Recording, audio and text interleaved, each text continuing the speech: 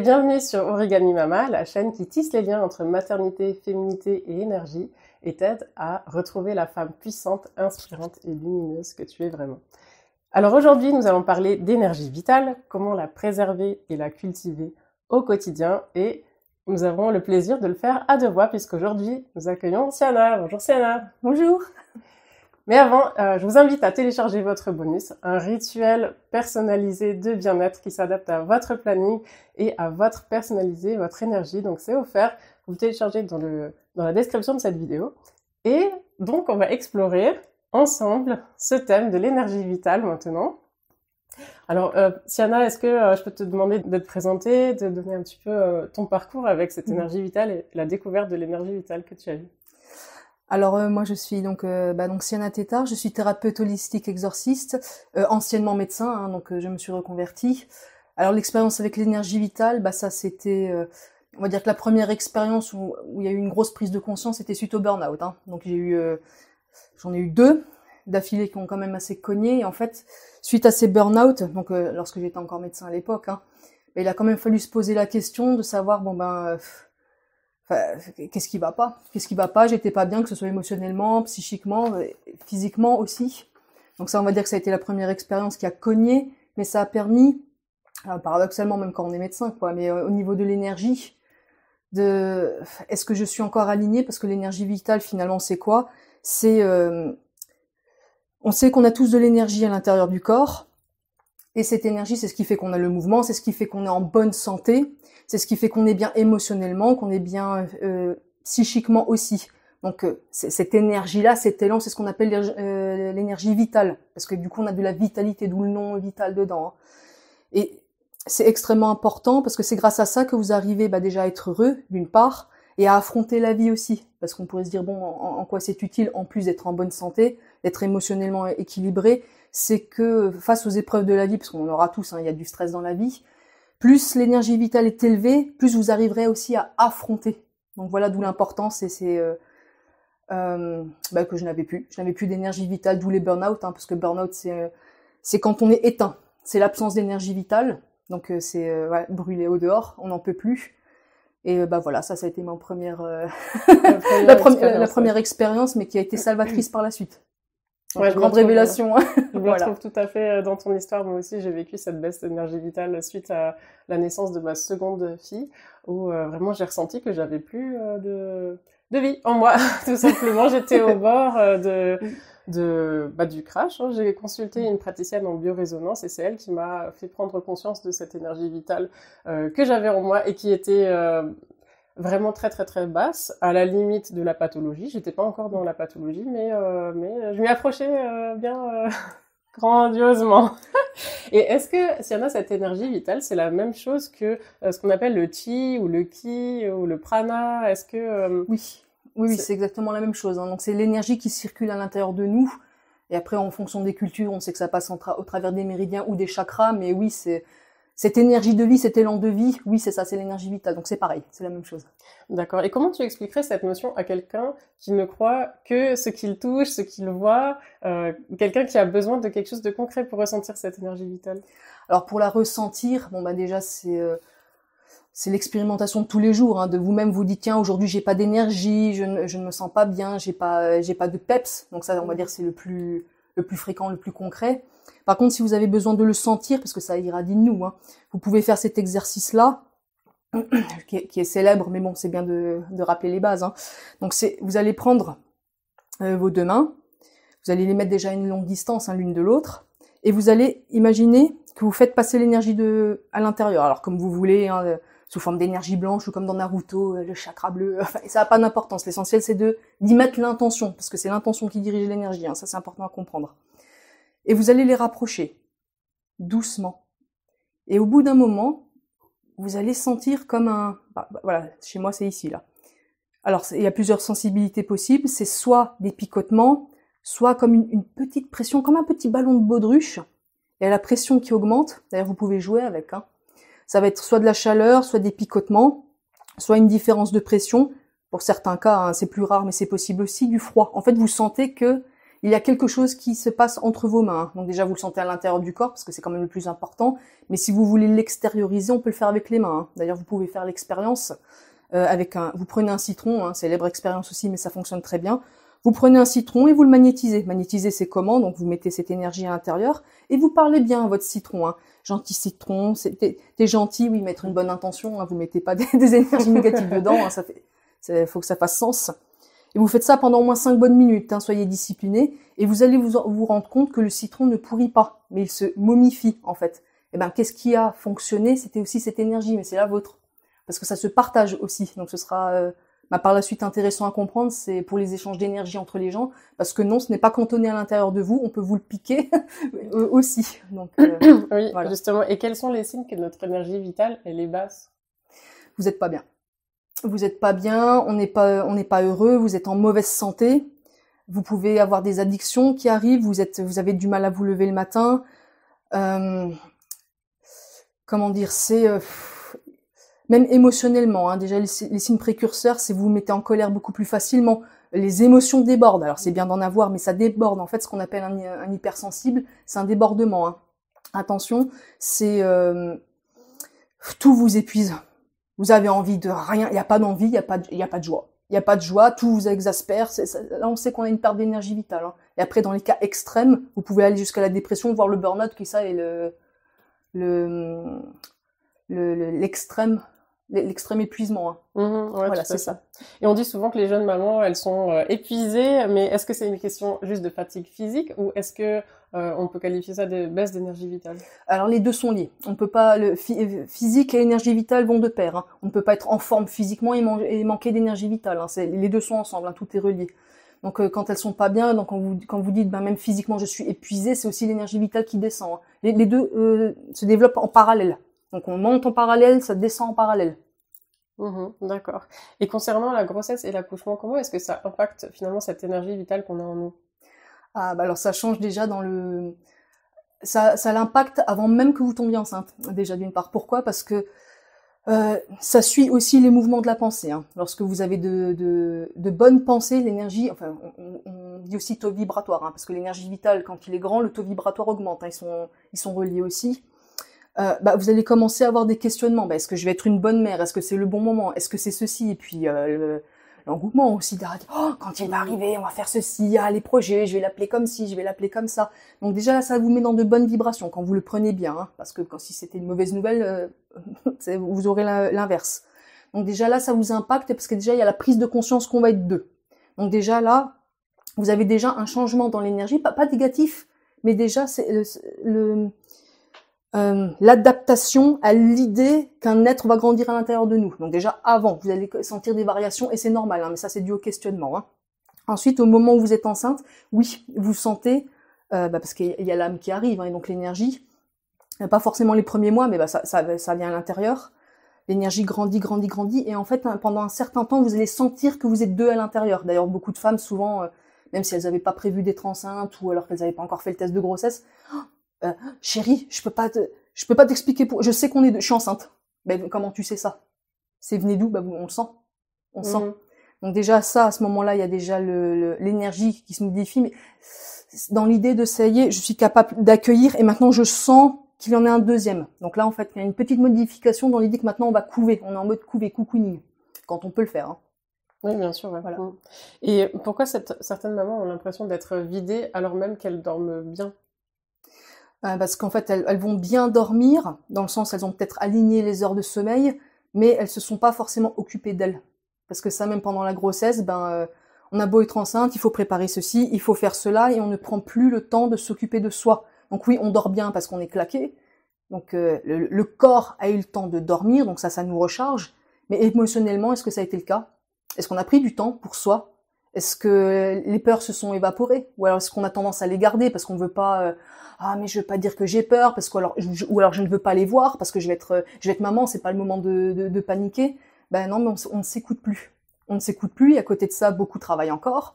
Et puis il faut ceci, il faut, mais on n'a jamais et si maintenant en fait je me fichais la paix, maintenant j'ai juste besoin de repos, j'ai besoin de penser à quand ça va arriver, juste d'être là, juste de savourer le moment et de me dire tiens voilà, ça y est, ça arrive. Et est-ce que nos enfants peuvent pomper notre énergie sans qu'on s'en rende compte? Oui, alors sans qu'on s'en rende compte, c'est partiellement, dans le sens où on peut pas pomper notre énergie sans y avoir d'une certaine manière consenti. Alors c'est-à-dire comment? C'est peu importe leur âge, c'est quand on n'arrive pas à penser à soi. En fait, on a eu pendant la grossesse un moment donné où la mère a un petit fusionné avec l'enfant, et ce qui est normal, hein, c'est le temps de la grossesse, on l'accueille. Par contre, à partir du moment où il est né, au bout de quelques semaines, on est censé à nouveau se dissocier de l'enfant, de dire oui, je vais te couver, je vais t'élever, mais tu es un être à part, tu as ton énergie. Or, l'injonction de la société, nos croyances font que pour être une bonne maman, je dois me sacrifier. Donc si je me sacrifie, je m'oublie, je donne toute l'énergie à mon enfant. Donc, alors oui, il prend parce qu'il est demandeur, mais je donne et sans limite. Donc c'est dans ce sens-là où on pourrait dire, tiens, est-ce que c'est inconscient ou sans qu'on s'en rende compte? C'est oui, parce qu'en fait on se dit, bah tiens, je donne, mais je me rends pas compte que je donne à outrance. Et au bout d'un moment, il faut quand même dire stop. Et on n'est pas une mauvaise mère, au contraire, on n'est pas... Se sacrifier n'est pas juste. Énergétiquement, c'est faux. Et l'enfant, en réalité, ne manque de rien. Hein. C'est nous qui voulons donner parce que c'est... là, une bonne mère doit se sacrifier. Une bonne mère, ça doit s'oublier. Une bonne mère... on se sacrifie sur l'autel. Eh ben non, c'est faux. C'est faux et c'est ce qui amène du coup, en partie, aux dépressions postpartum et aux dépressions aussi de longue durée. On s'en sort plus. Et alors que ça devait être un heureux événement, ben on se retrouve de... purée, mais c'est pas ce que j'imaginais. C'est horrible. Je pense même à me dire que j'aurais pas voulu de l'enfant. Enfin, après, alors, évidemment, par-dessus, il y a la culpabilisation, alors qu'en fait, non, c'est pas que vous ne voulez plus de votre enfant, c'est que vous en pouvez plus. Vous ne l'avez plus, cette énergie. Et parce qu'on donne, et donc là, oui, ils nous pompent, et on ne doit pas les laisser nous pomper, parce qu'ils sont demandeurs, et au bout d'un moment, dire, oui, tu peux me demander, mais il y a un équilibre. Et moi, de mettre la limite, dire, c'est stop. Stop, ça suffit, et le stop, bah, c'est s'occuper de soi. Ouais, s'occuper de soi, et c'est OK. Donc, dans ce sens-là, donc pour répondre à la question, est-ce qu'ils peuvent nous le piquer? Oui, mais il faut y consentir inconsciemment. Ouais, voilà. Et là, ce que tu dis, Siada, c'est vraiment crucial parce que moi, c'est exactement ce qui m'est arrivé. En fait, je me donnais, sans limite. J'aime bien me dire, dire que je me donnais corps et âme et je me retrouvais sans corps ni âme finalement parce que je me retrouvais complètement vidée de mon énergie et sans vie, sans passion, sans temps pour moi.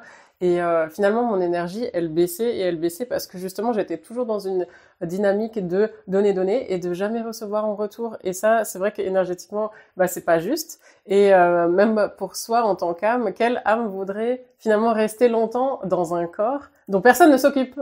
Parce qu'on s'en occupe. Voilà, aucune. C'est pour ça que ça va pas. Ouais, voilà. Et c'était vraiment ça aussi, mon déclic pour me dire, mais en fait...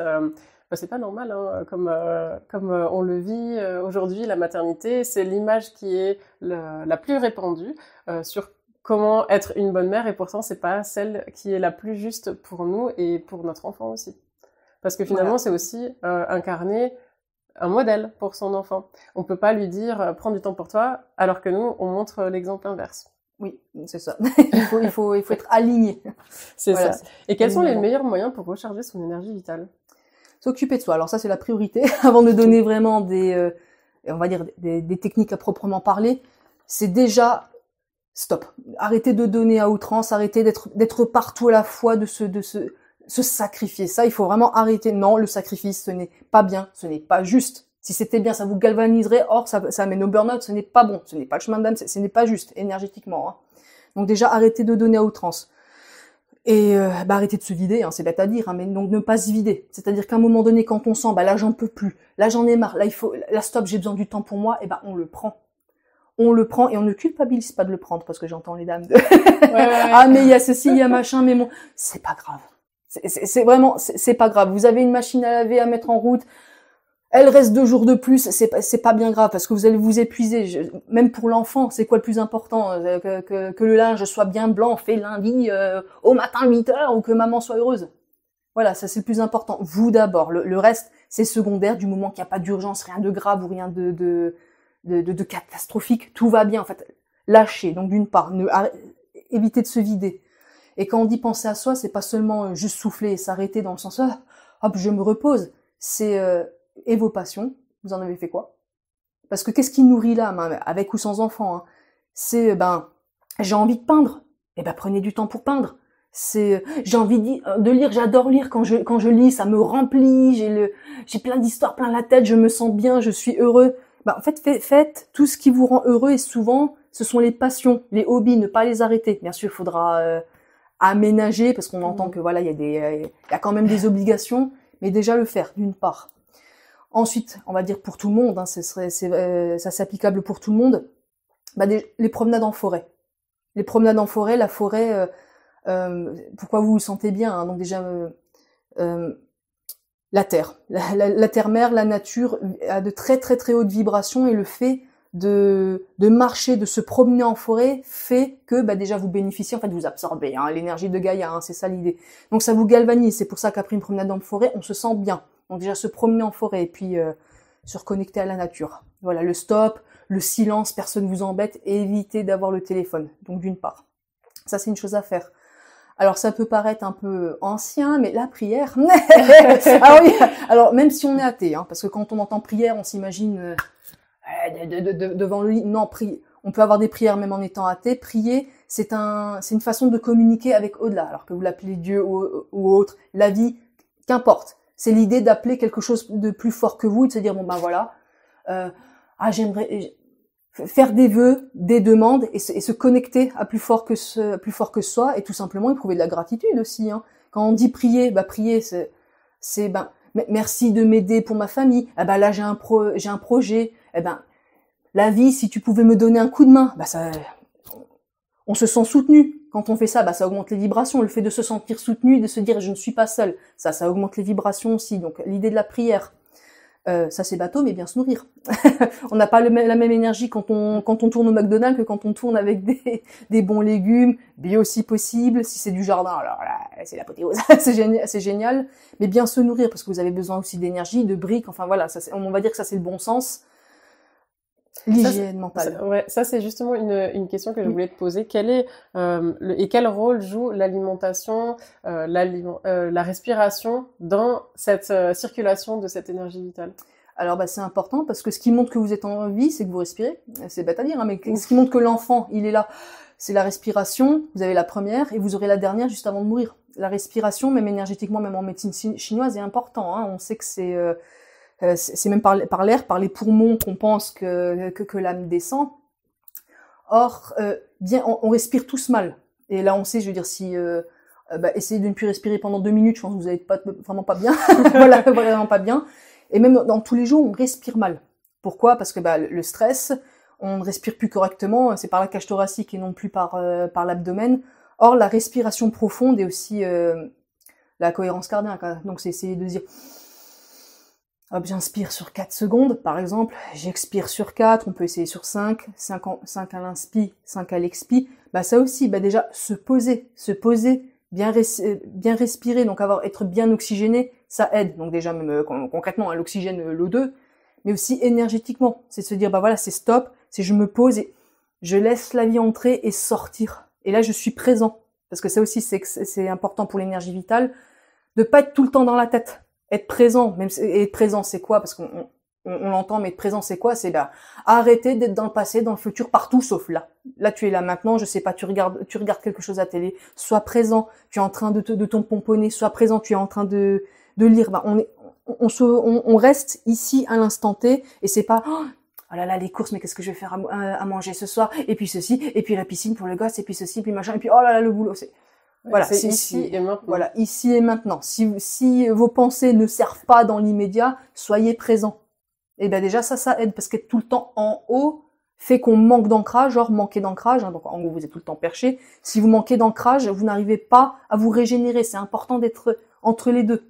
Oui, parce que 90% des énergies que l'on reçoit, on les prend de la terre, mère. Et c'est seulement 10% qu'on reçoit de l'extérieur. Il y a le soleil, il y a autre. Mais voilà, c'est vraiment la terre, mère qui nous donne la majorité de notre énergie et dans laquelle on peut se ressourcer tout le temps. Et c'est pour ça que la sylvothérapie que tu mentionnais tout à l'heure, se promener en forêt, avec les arbres, c'est hyper, hyper important. C'est ça. C'est ça, parce que vous êtes venu, vous êtes incarné dans un corps, quoi. C'est une chance, peu importe à quoi vous ressemblez. Mais voilà, c'est une chance, soyez là. Il faut s'occuper de votre corps. C'est important. Est-ce qu'il y a des pratiques énergétiques qu'on peut appliquer au quotidien en tant que maman, sachant qu'on n'a pas beaucoup de temps et qui permettent de régénérer notre énergie vitale?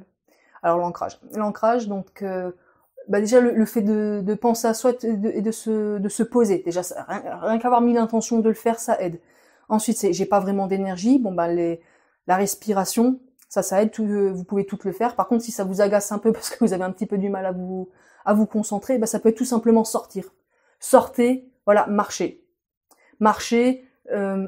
écoutez de la musique aussi extrêmement importante, et de la musique qui vibre haut, hein, donc ça va être par exemple la musique classique, mais si vous aimez pas de la musique énergétique, celle qui vous plaît, mais il faut que ce soit une musique qui vous galvanise. La musique est extrêmement importante, hein, d'où il y a de la thérapie au son, hein. Ça fonctionne très bien, donc ça c'est rapide. Vous pouvez l'emmener sur votre téléphone, même si vous êtes en voiture, parce que voilà, vous en avez besoin en voiture, il y a peut-être pas le temps de se poser. La musique, prenez de la musique. Ouais, ça peut augmenter l'énergie, on va dire rapidement dans l'urgence. Et tout ce qui fait plaisir en fait, tout simplement tout ce qui vous fait plaisir. D'accord. Voilà. Et est-ce que les lieux ont une influence sur notre niveau d'énergie? Est-ce qu'on peut harmoniser son intérieur pour favoriser une énergie positive? Oui. Alors ça va être alors la base, c'est une maison propre, hein. Alors ça veut pas dire être maniaque, hein, c'est vous avez 1 ou 2 cheveux par terre, c'est bon, c'est pas la fin du monde, mais entretenir un minimum d'ordre. Parce que plus il y a du désordre dans une maison, plus vous aurez du désordre à l'intérieur, hein, parce que ça on le sait, hein, que le corps c'est l'extension de l'âme, mais votre maison aussi, on dit esprit sain dans un corps sain, dans un environnement sain. Faut juste que ça soit pas le dawa, mais un minimum d'ordre dans la maison. Y mettre des plantes. Les plantes aussi c'est extrêmement important, parce que les plantes vibrent haut, et elles aident à tempérer les émotions. Enfin, on se rend bien compte que quand on est dans une pièce avec des plantes, et ça on le sait, hein, c'est pour ça que c'est utilisé maintenant même dans le milieu du travail, on est plus apaisé, on se concentre mieux, donc mettre des plantes à la maison. Faites attention, si vous avez une maison qui est neuve, la question se pose pas, mais si vous avez une maison ancienne, vérifiez quand même le niveau vibratoire de la maison, hein, vous pouvez demander à des spécialistes, hein. Est-ce que ça vibre correctement? Par exemple, si vous aviez une maison où avant il y avait une famille qui avait l'habitude de se disputer, par exemple, vous allez avoir une mémoire des murs.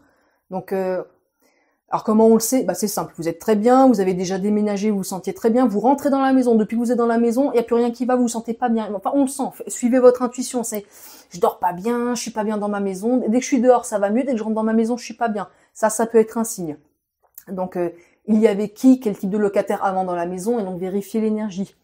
Pour ceux que ça intéresse, il y a le feng shui, hein. Donc le feng shui, donc moi je suis pas spécialiste feng shui, mais c'est comment agencer la maison de manière à ce que les énergies circulent au mieux.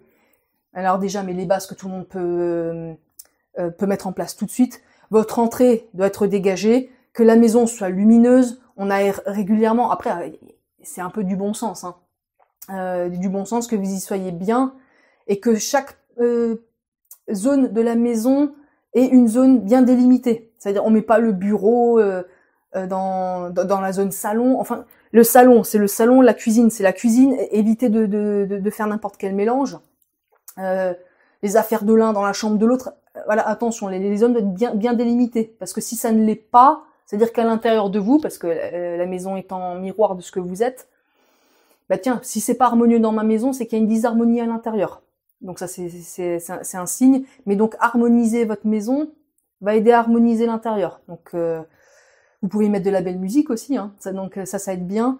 Et alors ça, c'est un peu plus difficile à faire. N'accueillez pas tout et n'importe quoi à la maison.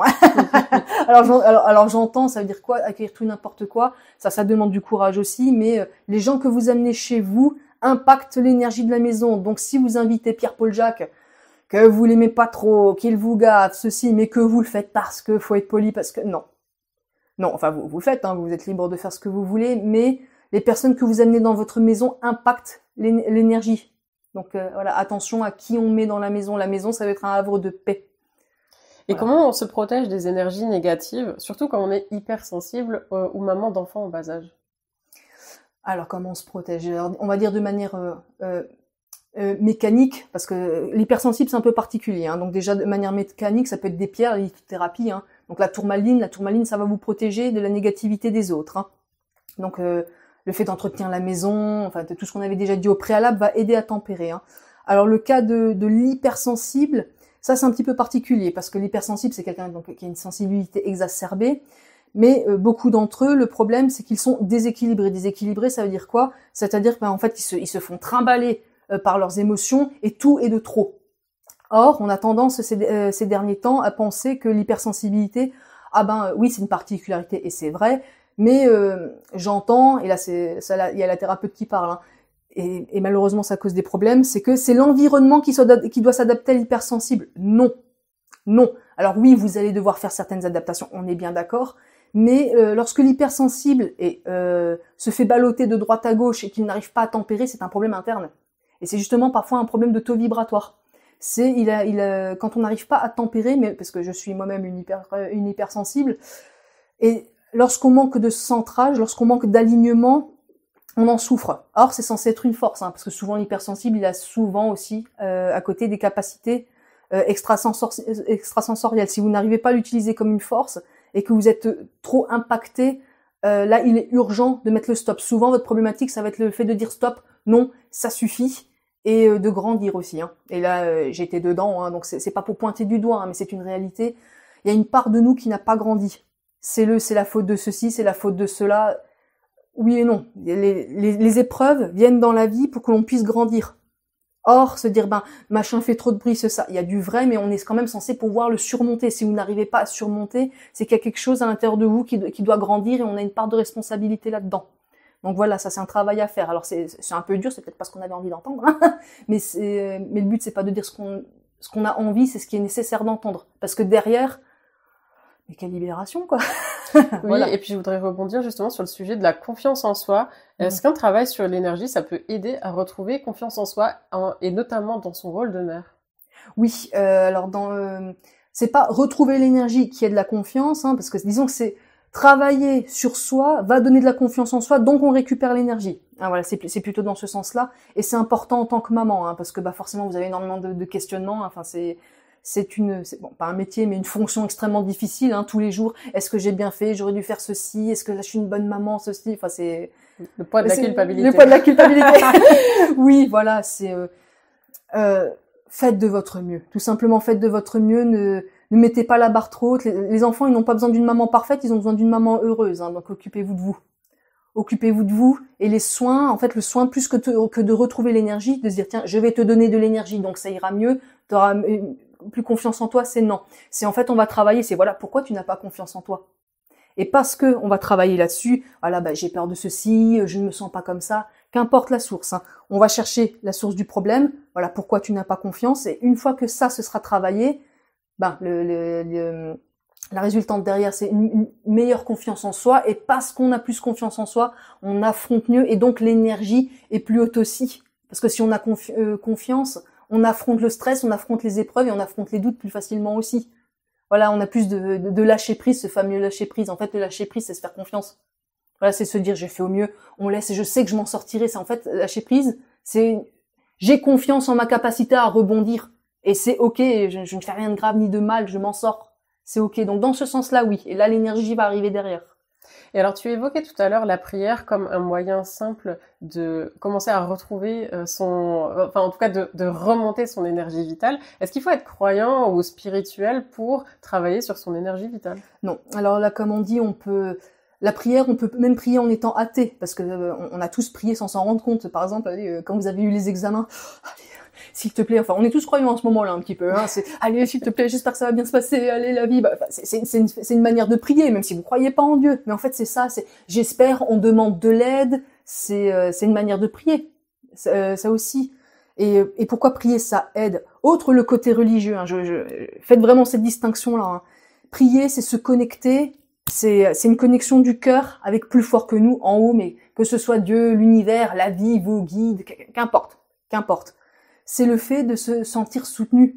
C'est voilà, je demande de l'aide. Est-ce que vous pouvez m'aider pour affronter telle et telle situation? C'est si je pouvais avoir un coup de pouce, ou alors aidez-moi à ce que ça continue à bien fonctionner, parce que si tout va bien, on peut aussi prier pour demander que ça continue. Et c'est une bonne chose. Et en fait, être dans cet état-là, et ça c'est les études qui l'ont prouvé, hein, être en état de prière améliore le bonheur, parce qu'on se sent soutenu. On se sent soutenu, et à l'intérieur de nous, même inconsciemment, c'est l'idée de je suis pas seul face à l'adversité, ne plus se sentir seul.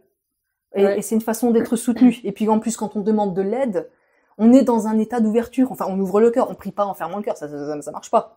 Oui, et puis il y a même eu des études qui justifiaient, enfin qui en tout cas ont démontré que la prière ou des formes de prière, si on veut appeler ça différemment, par exemple éprouver de la gratitude, pour moi c'est aussi une forme d'être en prière. Oui, tout à fait. Voilà. Merci pour exactement. Et ça a été prouvé d'abaisser le cortisol, donc l'hormone du stress.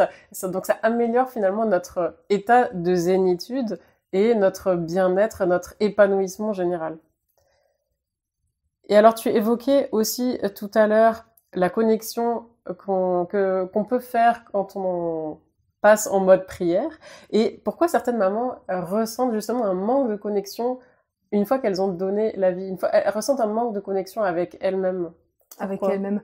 Alors souvent, malheureusement, c'est, je parle en Occident, hein, on a beaucoup trop de naissances, enfin d'accouchements qui se sont mal passés. Voilà, faites ceci, faites cela. Enfin, quand on demande aux femmes comment s'est passé votre accouchement, c'est rare qu'on entend tout s'est très bien parfait, tout s'est bien passé, c'était parfait. Donc déjà ça d'une part. Or avoir un accouchement qui ne s'est pas passé comme on l'espérait, de façon difficile où on s'est senti déconnecté, hein, parce qu'on nous dit poussez ceci machin. En fait on est pris en charge, mais pris en charge, en fait, on ne contrôle plus rien, on ne suit plus notre intuition, et ça provoque pour beaucoup de femmes en énergie, hein. La plupart, elles le récupèrent toutes seules, ce qu'on appelle une décorporation, c'est-à-dire, on sort un peu de notre corps, pour supporter. On n'est plus là, je sais plus ce qui se passe, je comprends plus ce qui m'arrive, je suis spectatrice de ce qui se passe. Je pousse, mais je suis en même temps spectatrice. Et en fait, on a du mal à revenir à nous. Donc déjà, l'accouchement difficile peut faire que on est déconnecté de nous. Et ensuite, quand on a l'enfant, pour toutes les croyances, tout ce que j'avais déjà cité au préalable, fait que je dois me sacrifier, donc je ne me retrouve pas. J'ai même pas le temps de souffler. Je ne m'arrête pas. Et puis, l'enfant, ceci, cela, machin, et en fait, je ne me retrouve jamais. Donc on ne se connecte plus à nous, parce que, il faut que je fasse, il faut ceci, il faut cela, et puis, il y a jamais, mais j'ai envie d'eux. Donc on ne pense plus à soi, en fait, c'est un oubli de soi. Et donc, quand on perd la connexion à nous, donc l'accouchement, l'enfant, le fait qu'on pense à redevoir travailler, on perd cette connexion parce qu'on pense plus à nous. Se connecter à soi, c'est penser à soi. Là, on revient toujours à la même chose, hein, ça peut paraître bête, mais oui, ne pas s'oublier. Parce que si vous vous êtes perdu, voilà, on se perd. Ouais, c'est vraiment important ce que tu soulignes, Siana. En quoi notre énergie influence notre intuition et notre clarté d'esprit ? Alors, lorsqu'on manque d'énergie, on a moins d'intuition, généralement. Hein. Donc, à distinguer l'instinct et l'intuition. Hein. Donc, l'instinct, ça on l'a tous, hein, c'est plutôt animal, hein, c'est à l'intérieur, on va dire du cerveau. Alors que l'intuition, c'est au niveau du troisième œil. Donc ça, c'est la connexion avec plus fort que nous. Hein. C'est je sais pas pourquoi, l'idée elle est sortie de n'importe quoi, de nulle part, a priori de nulle part, mais bien qu'elle vienne d'en haut. Et ça permet de nous guider. Donc on s'en dit, tiens, j'ai eu une intuition, je l'ai suivie et elle est juste. Hein. Une intuition, elle est toujours juste. Mais quand on manque d'énergie, quand on n'est pas centré, quand on s'oublie, on ne les entend plus. On ne les entend plus, pourquoi ? Parce que on appelle en haut, ça c'est bien, ça c'est un bout du téléphone, mais en bas, il faut quelqu'un pour le réceptionner. Or, pour le réceptionner, il faut être là, hein. C'est con à dire, hein. Mais si vous n'êtes pas là, vous ne le réceptionnez pas. On ne peut pas. Et quand bien même, admettons que vous l'ayez reçu, si vous n'êtes pas bien, vous ne l'écoutez pas. Et si vous l'écoutez, est-ce que vous ne rentrez pas dans le mental ? Mais est-ce que c'est une bonne idée ? Est-ce que je devrais faire ci ? Mais que va en penser Pierre-Paul Jacques ? Et puis, est-ce que c'est bien ? Mais du coup, est-ce que c'est une bonne maman ? Voilà. Et donc, c'est... en fait, tout est corrélé aussi. Hein. Si vous n'êtes pas bien, la connexion se perd avec en haut, et quand bien même vous l'avez, vous ne l'entendez pas. Donc, pour pouvoir récupérer son intuition, déjà, occupez-vous de vous.